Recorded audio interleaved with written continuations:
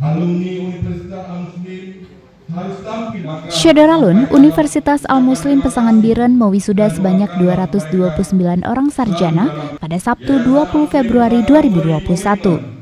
Para hadirin turut memakai masker dan pelindung wajah serta menjalankan protokol kesehatan dalam mencegah COVID-19. Akhlak yang baik dalam setiap sendi kehidupan dan pekerjaan. Dari jumlah 229 orang, sebanyak 14 orang meraih nilai terbaik atau cum laude. Para wisudawan merupakan yang menempuh studi pada 4 fakultas dan 1 program D3 kebidanan.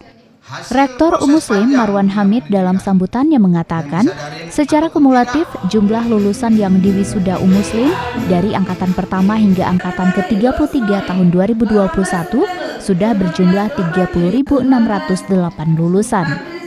Marwan Hamid menambahkan, dalam pengembangan dan kemajuan kampus, pihaknya sudah menandatangani MOU dengan sejumlah perguruan tinggi negeri dan swasta yang ada di Provinsi Aceh maupun dari luar provinsi.